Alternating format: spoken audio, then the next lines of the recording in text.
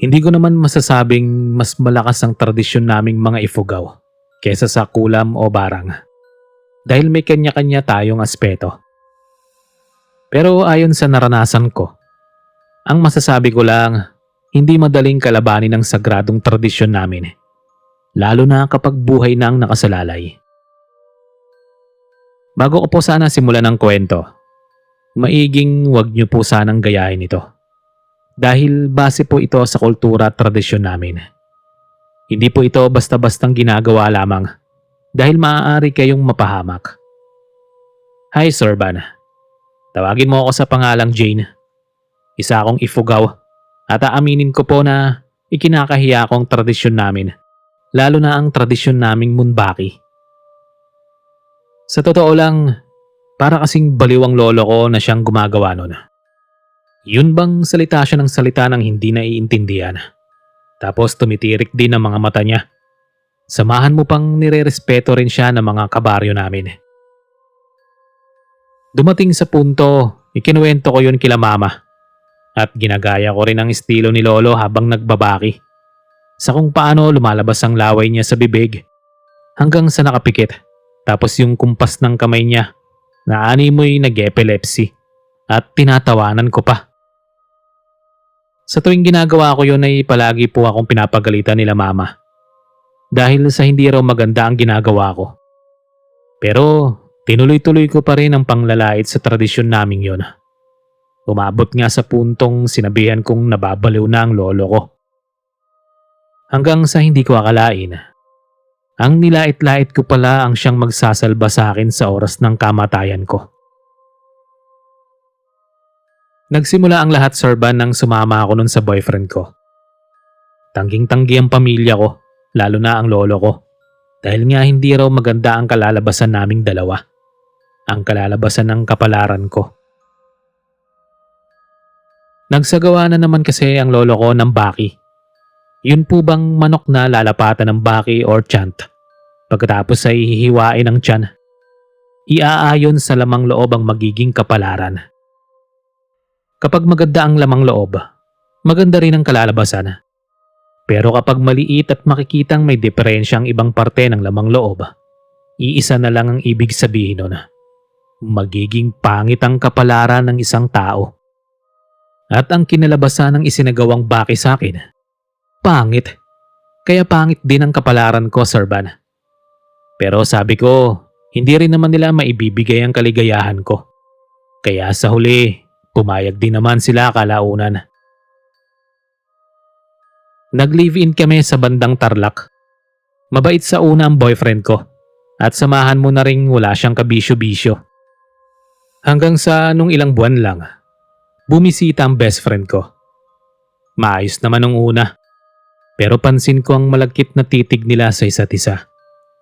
Hindi ko yun binigyang mali siya. At mga ilang buwan ay doon na nagsimulang palaging bumibisita ang best friend ko kahit walang okasyon sa bahay. Lumabas na rin ang kakaibang ugali ng boyfriend ko. Binubugbog niya na ako kapag hindi ko binibigay ang gusto niya. Sa tuwing uuwi siya ay lasing din. Pansin ko ring palagi silang nag-uusap ng best friend ko sa chat. Sir Van, gustong gusto ko siyang hiwalayan at kumprontahin. Pero hindi ko naman gustong mawalan ng tatay ang anak ko. Dahil nga buntis na rin ako ilang buwan na. Tiniis ko ang ganong setup namin. Hanggang sa isang araw ay may dumating sa bahay. Babae. Galit na galit sa akin. At ang sabi inagaw ko raw ang asawa niya. Bigla sinabunutan niya ako, Sir Van. Kaya wala akong naging laban. Ayokong manlaban nun kasi baka mapahamak ang anak ko sa tiyan ko. Pag alis niya, kita ko pang ilang hibla ng buhok kong nasa kamay niya at hindi inaalis. Sabi pa, pagsisisihan ko raw ang pagiging kabit ko umano. Ilang araw ang lumipas. Nakaramdam ako ng kakaiba sa katawan ko. Nagtubuan ang pula-pula sa katawan ko na akala ko ay rashes lang. Mawawala, minsan babalik, at kung minsan nangangati ang katawan ko. Medyo ay pansin ko na rin ang paglalagas ng buhok ko. Ang anit ko man nakikita ko na rin. Ang kaunting rashes na akala ko ay dahil lang sa allergy lumala ng lumala. Hindi rin ako nakakatulog ng maayos. Tapos ay kakaiba rin ang naging pakiramdam ko. Sobrang nananakit ang ulo ko. Pero hindi ako makainom ng gamot dahil baka mapahamak ang anak ko. Sobrang nangangayayat na rin ako dahil lahat ng kinakain ko ay sinusuka ko. Hanggang isang araw, hindi na umuwi ang boyfriend ko. Maging ang best friend ko ay hindi na rin ako binisita pa. Isa na lang din ang agad na pumasok sa isip ko. Ang sumama siya sa kaibigan ko o ang sumama na siya sa babaeng nagpakilala bilang asawa niya. Lugmok na lugmok ako noon, Sarban, at halos walang makapitan. At sa huli, ang huling kinapitan ko na lang ay ang pamilya ko. Binisita ako ng mama ko at galit na galit siya sa akin dahil nga lubog na ang katawan ko. Inuwi niya rin ako pagkatapos sa lugar namin sa Cordillera. Pag-uwi ko, bumungad agad sa akin ang pamilya ko. Galit na galit sila. Pero ang lolo kong nilait-lait ko ay umiyak. Hindi ako nun mayakap ni mama. Halatang diring-diri siya sa kinalabasan ng katawan ko. Pero ang lolo ko, nilapitan ako, Sarban, at niyakap. Tinulak ko siya pero hindi siya umaalis. Ang sabi niya, ano raw ang pinaggagawa ko sa buhay ko.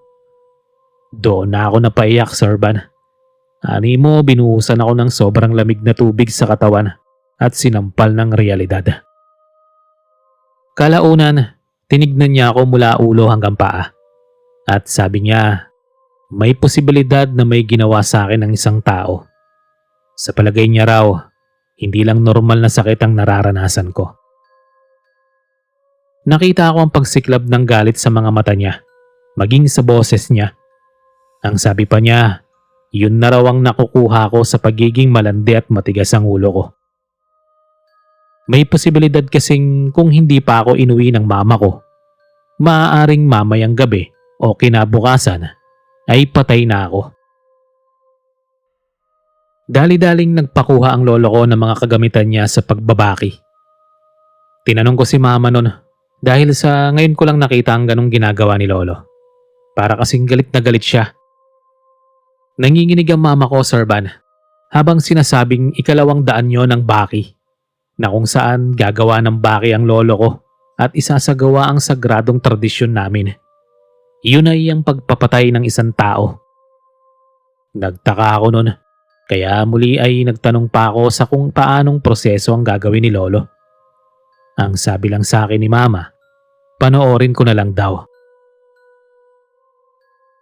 Ang lolo ko sa nakaupo ng pa-crossleg. Sa harap niya naroon na ang manok na kulay itim. Tapos may batik-batik. Ang tawag namin sa manok na yun ay lupog. At sa tabi ng manok ang baya o rice wine. Tapos ilang umpok ng palay. At ang isang napakatalim na kutsilyo. Pumikit ang lolo ko. Sinagawa ng pagbabaki. Kung maririnig nyo lang, Sarban, sa kung paano nakakapanindig balahibo ang paglapat niya ng bawat salita. Hindi ko po yun naiintindihan. Parang Latin na hindi ko masabi kung paano. Galit na galit ang boses ng lolo ko. At sa isang iglap, sumigaw siya. At bago pa siya matapos magsalita, agad kinuha ang manok at kutsilyo. Walang awa niyang itinarak yun sa leeg ng manok. Tapos maya-maya lang humapyaw ang manok. Yung kakaibang hapyaw po ba, Sarban? Na parang nasasakta na naiiyak, yung ganun. Tapos ay nangisay na ang manok. Pagkatapos, tumingin sa akin ang lolo ko. Patay na ang may gawa niyan sa'yo. Saad niya. Nangunot lang ang noo ko sa sinabi niya. Pero nagtitindigan ang balahibo ko. Tumingin lang ako kay mama. Hindi ako nagsalita. Pero sabi ni mama, ang manok ang sumisimbolo ng taong may gawa nun sa akin. Sa oras daw na nangisay na ang manok at patay, nangisay na rin at patay na ang tao. Ang sabi ng mama ko pala, nang nag-uusap sila kanina ni lolo, kahit sa tiyan na lang, posible kasing mabuhay pa ang taong yun at masagip pa. Pero dahil daw sa galit ng lolo ko, ay tumanggi siya. Pinili niya raw ang mabilis na paraan, ang pagtusok sa leeg ng manok para diretsyong mamamatay na ang taong yon. Awang-awa raw kasi ito sa akin sa sitwasyon ko, Sir Van. Pag-open ko ng Facebook ko kinabukasan, ay nakita kong may nakatag sa account ng boyfriend ko. May babaeng patay nang nakatag sa kanya. Nang in-stalk ko ang FB account ng babae, iyon ang babaeng nagpakilala na asawa ng boyfriend ko. Kita ko pa sa comment section na namatay na lang daw siya bigla. Nang isay tapos sa leeg niya may malaking butas na animoy tinusok. Hindi raw nila alam sa kung paano nagkaganon. Binlock ko ang boyfriend ko. Nalaman ko rin kasing nagsasama sila ng best friend ko. Sa ngayon, malaki na sorba ng anak ko at ang lolo ko buhay pa rin po. Ang karanasan kong ito ang nagbigay sa akin ng malaking leksyon sa buhay ko, Sir Van. Nawa ma-upload mo po ito. Maraming salamat po.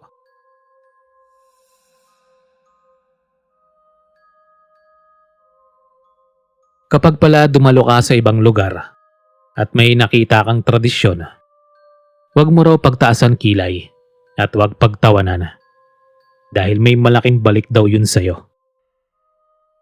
Magandang gabi po sa'yo, Sir Van. Ako nga po pala si Gemma, taga Luzon. May kaibigan ako, taga-part ng Banawe sa Cordillera. Inanyayahan niya po akong dumalo sa libing ng lola niya. May gagawin raw kasing hangshi at mabuti raw yon para makita ko naman ang tradisyon nila. Ang sabi niya, ang hangshi, yun po bang ipapaupo sa isang native house o kahit saan man pong parte ng bahay ang isang patay bilang sinusunod nila ang tradisyon ng mga ninuno. Ang akala ko noon, nagbibiro lang ang kaibigan ko kaya pumayag naman ako. Pero pagdating ko sa Banawe, nagulat na lang ako sa tumambad sa akin. Nasa labas pa lang ako ng bahay, nakita ko na agad ang lola niyang nakaupo. May suot na native attire ng mga Ifugao. Alam niyo po ba yung suot ni Apo Wangod? Ganun ko po maihahalin tulad ang kasuotan niya. Inanyayahan ako noon ng kaibigan kong pumasok. Pero halos hindi ko maihakbang ang mga paa ko. Dahil na rin siguro sa takot ko. Pero sa huli ay pumasok pa rin naman ako. Hanggang ngayon, Sir Van, ay pinagsisisihan ko ang ginawa kong pagpasok. Paano ba naman? Halos masuka-suka ako sa amoy. 3 araw na palang nakaganon ang lola niya. Ang kamay niya nakaangat, nakalobo na rin ang katawan. Tapos malala ang dila nakalabas. Yung amoy niya parang patay na daga na halo-halo. Dahil na rin sensitive ang pangamoy at tiyan ko, hindi ko na napigilang masuka. Agaran akong lumabas noon. Mabuti na lang at nailayo ko pa ang suka ko. Pagkatapos ng ilang minuto, medyo umayos naman ang pakiramdam ko. Gusto ko pa nga nun na sa labas na lang. Pero dahil walang katao-tao sa labas at puro sila nasa loob, ay pumasok na lang ako. Sa isip ko kasi baka multuhin ako ng lola niya. Nag-face mask na lang ako nun at nilagyan yun ng alkohol para kahit papano yun ang maamoy ko at makontra nun ang amoy ng patay. Sabi ko sa kaibigan ko kung bakit ganon. Wala ba silang respeto sa patay? Ang sabi naman niya ay meron naman. Pero yun daw kasi ang tradisyon nila at ang hiling ng lola niya. Kinontra-kontra ko nun ang sinabi niya, Sir Van. Umabot pa sa puntong pinagtawanan ko pang ibang taong naguudhod. O yun bang umiiyak na parang kumakanta? Nandidiri din ako dahil pinupunasan nila yung katawan ng matanda. Nasa ganung sitwasyon ako nang animoy nagpantig ang tenga ko. Yun po bang parang sinuntok? Kahit wala namang humahawak sa tenga ko. Sobrang sakit noon at halos mapapikit ako. Napahawak na rin ako nun sa kaibigan ko na animo may pumisil sa ulo ko. At parang nawala yung amoy ng alkohol sa face mask ko. Naamoy ko na naman kasi ang amoy ng patay. Dahilan para mapamulat ako. At halos hindi ako makagalaw. Gustong gusto ko nung magsalita pero walang lumalabas sa bibig ko. Paano ba naman?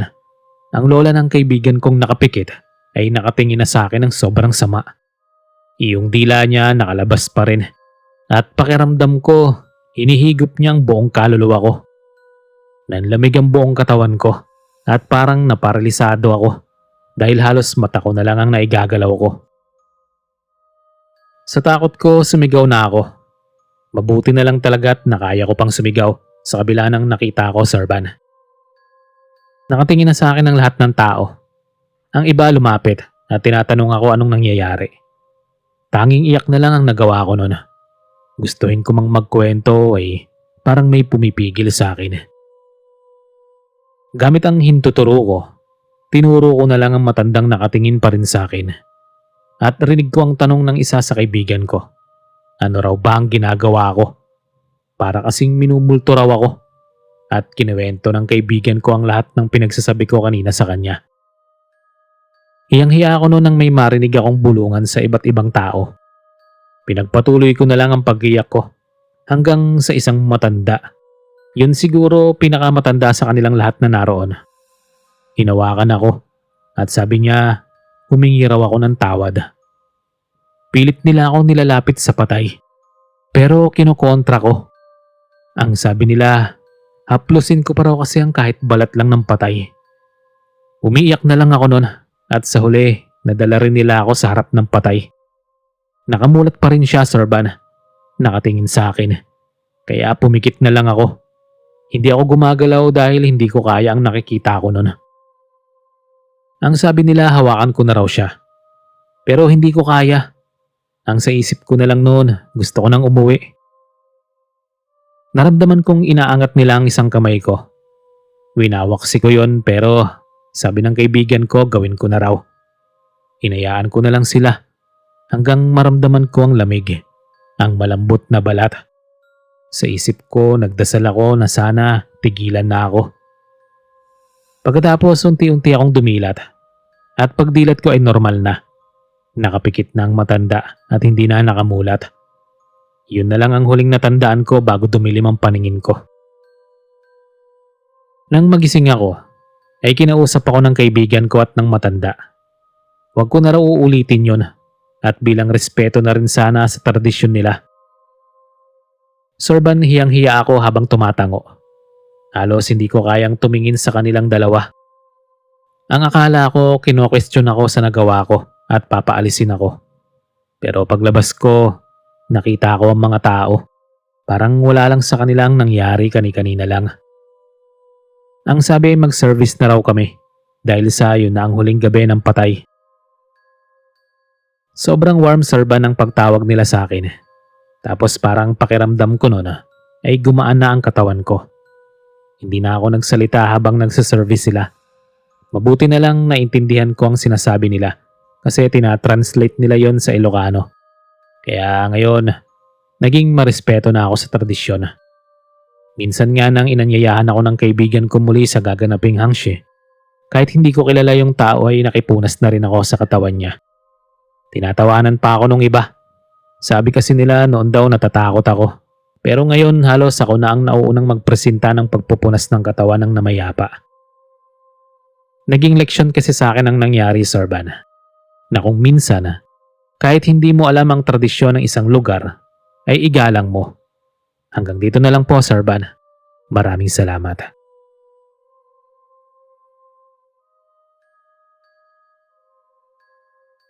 Kumusta ka, Sir Van? At kumusta rin sa kapwa listener? Tawagin niyo na lang ako sa pangalang Jane Marie, 25 anyos. May isi-share lang po akong kwentong nangyari sa family namin.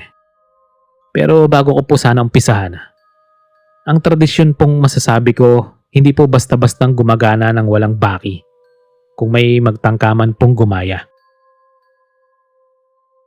Nagsimula ang lahat ng binili ng mother ko ang isang lupa kay Uncle Damag. Si Uncle Damag nga po pala ay kilala sa amin bilang mahilig sa ayak. Para hindi po kayo malito, ang ayak sa aming Ifugao ay isang chant o ritual.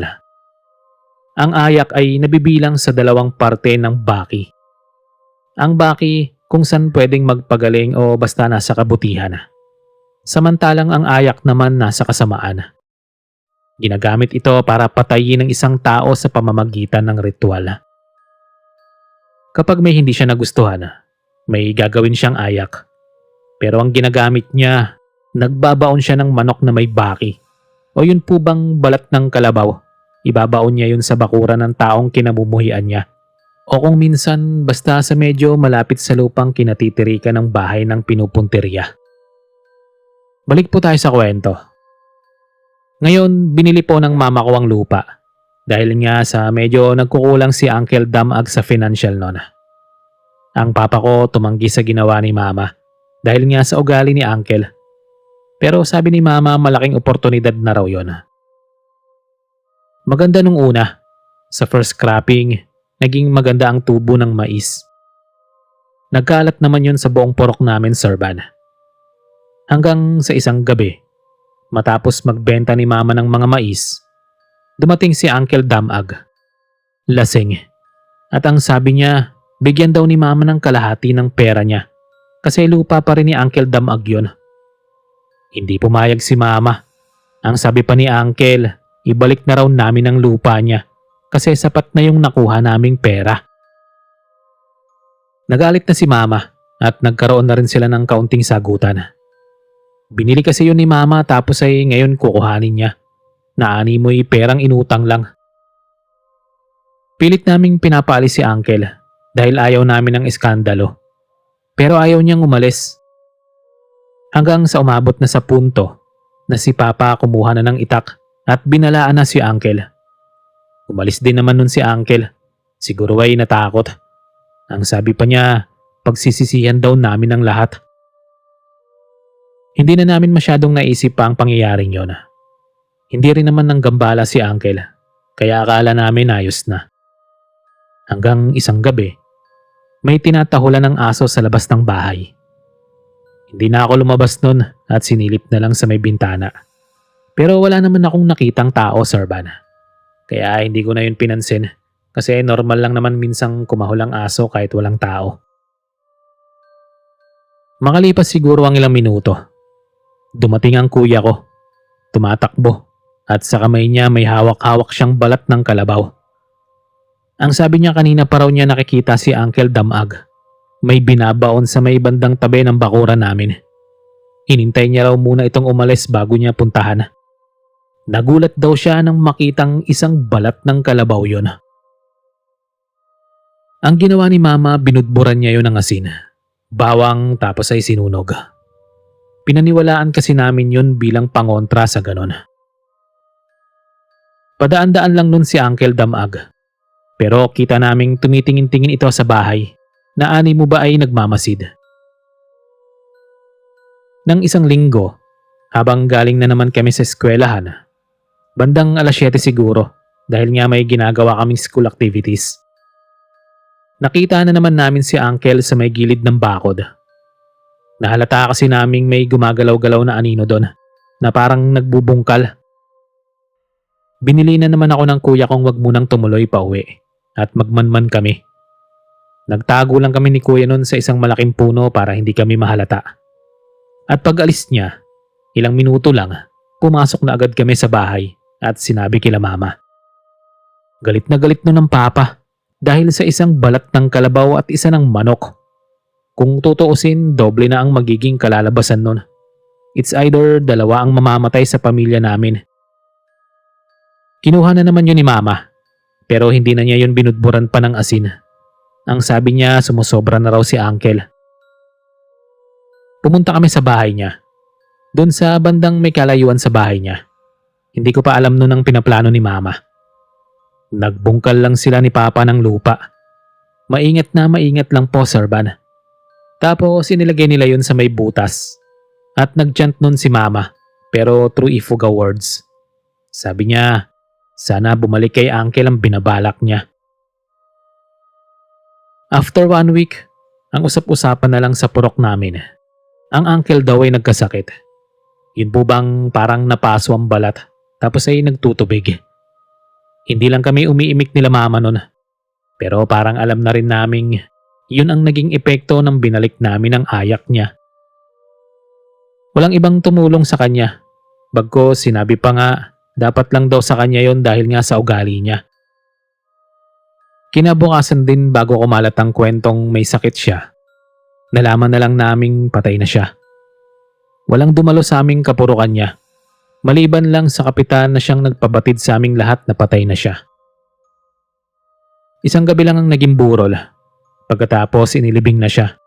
Nangangamoy na rin kasi ito ayon sa sabi-sabi. Ayun lang po. Hanggang dito lang po ang kwento ko, Sir Van. Sana po ay nagustuhan nyo.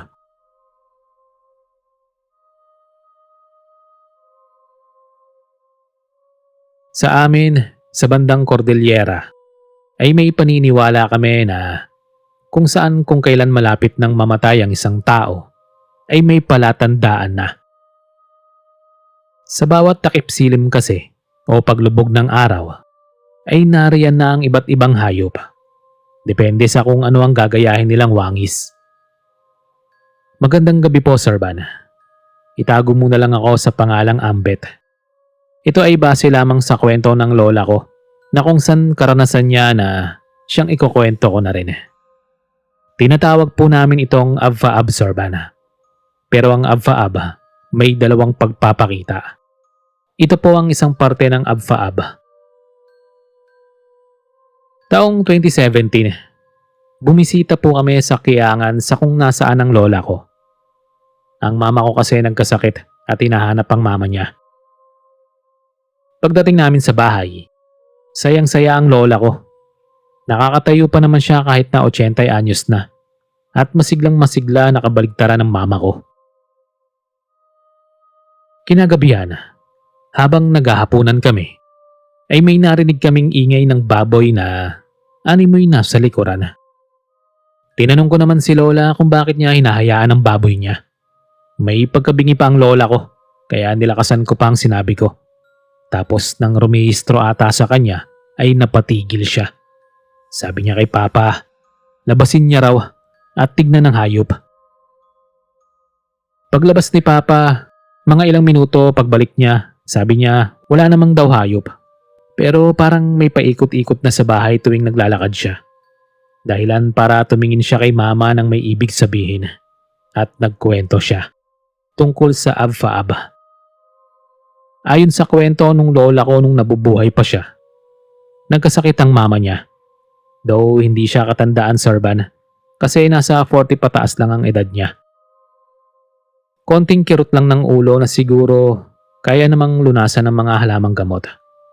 Ang kaso, ang pinagtataka lang nila ay sa tuwing sasapit ng takip silim o paglubog ng araw, ay nariyan na umano ang baboy. Ayon sa sabi-sabi, ang mga hayop na yun ay palatanda ang sundo. Sila ay kumakain din po ng tao, Sir Van, para silang aswang pero hindi po. Tinataboy-taboy daw nila lola nun. Pero sa tuwing lalabas sila, ay wala silang nakikitang hayop. Meron silang alagang hayop nun pero nasa kulungan na may kalayuan sa bahay nila. Ang tunog ng baboy daw, animo ba ay paikot-ikot lang. Kapag sinusundan nila parang lumalayo din ang baboy. Pero wala silang nakikitang baboy. Buong gabi raw yung ganon. Nag-iingay tapos paikot-ikot sa bahay. Sa tuwing sasapit na ang madaling araw, siguro 4:00 na kung saan lalabas na ang haring araw, ay saka na rin siya aalis o titigil sa pag-iingay.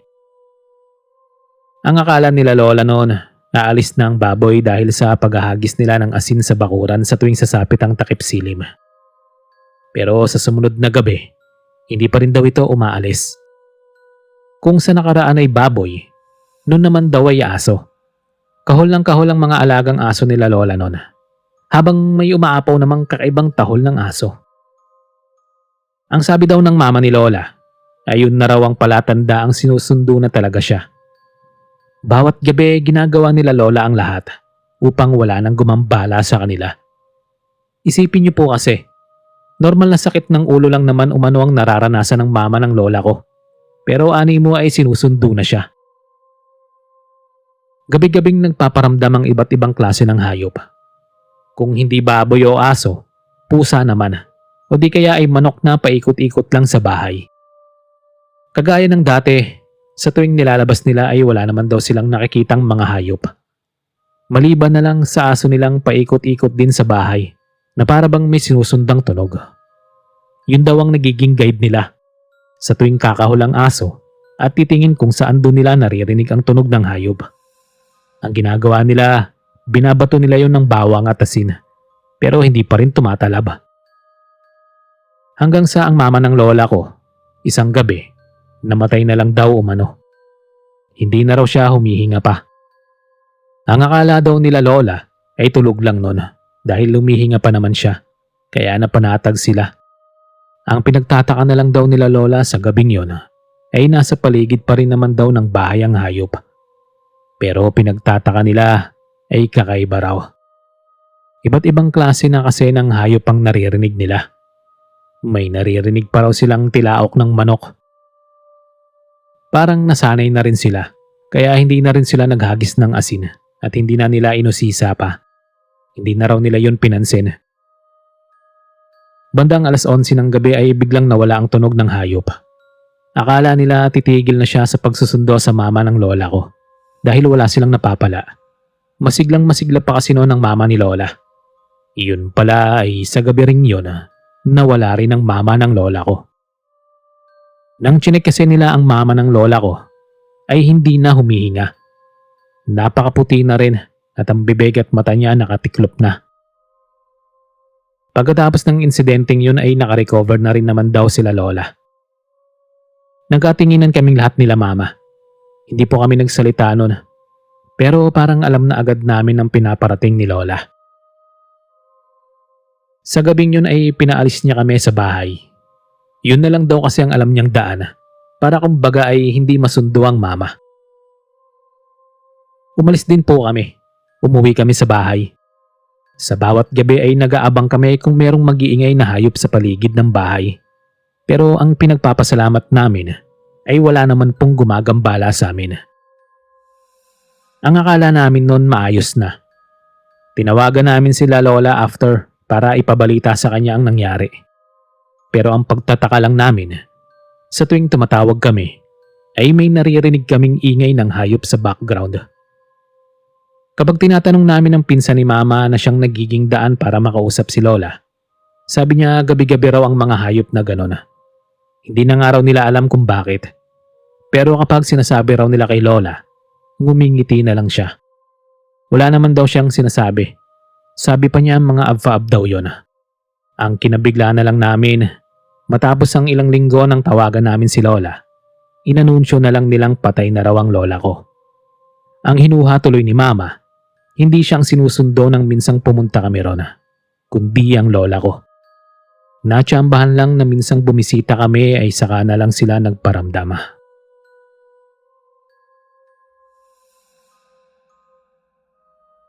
Hello po, Sir Van. Mapagpalang araw.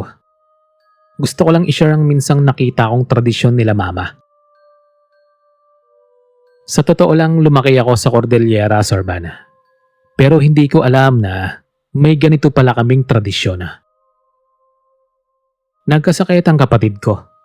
Hindi po normal na sakit kasi naging bata na yung pag-iisip niya. Para po bang bumabalik siya sa pagkabata. Ilang beses namin siyang pina-check up, pero hindi pa rin naman siya gumagaling. Sa totoo lang, hindi na namin alam ang kakapitan. Kung minsan ay awang-awa na kami sa kanya dahil pinagtatawanan na siya sa daan. Hanggang sa dumating ang lolo ko galing Pangkiangan. Isa pong mambabaki ang lolo ko. Hindi ko nga alam na mambabaki pala siya dahil nga sa hindi ko siya nakikitang nagaganon. Ang sabi niya, ay ilapit namin si kuya sa isang pinakamatanda sa kanilang lugar kung saan siya ang gumagawa ng proseso ng pagpapagaling. Ang proseso ng munotong na isa rin palang parte ng baki. Iba kasi ang alam ng lolo ko. Yun po bang mambabaki lang ng normal? Hindi yung parang nagpapagaling o pumapatay ng tao. Pagdating namin dun sa lugar nila lolo, nakita ko na ang may katandaang matanda na nakahiga sa higaan niya. Hindi na po siya makatayo, Sir Van. Hindi pa naman sinasabi ni Lolo ang balak namin, ay agad na kaming pinakuha ng matandang kakilala ni Lolo ng 3 malalaking biik na baboy. Tapos ay nagpakuha rin siya ng umpok ng palay, baya o rice wine. Ang alam ko lang na palaging ginagawa ng mambabaki ay manok ang ginagamit nila. Pero nagtaka ako kasi iba ang proseso ng hiningan namin ng tulong. Baboy ang pinahanap niya kasi. Ang ginawa ng mambabaki ay una, nagbaki muna siya. Yun po bang sumambit siya ng hindi ko mawaring salita.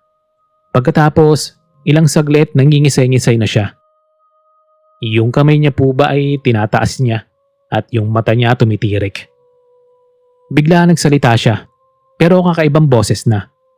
Ayon sa lolo ko, yun na raw ang anito o espirito na tinawag niya. Ang ginawa niya, nagpakuha siya ng mangkok. Pinagilit niya yung baboy, tapos pinalagay yung dugo sa may mangkok. Bigla siyang bumangon na otomatikong kinagulat ko. Kasi nga kanina ay nakahiga siya at hindi na rin makabangon. Ininom niya po ang dugo ng baboy, Sir Van. Parang ginawang tubig lang. Halos diring-diri ako sa ginagawa niya habang pinapanood ko.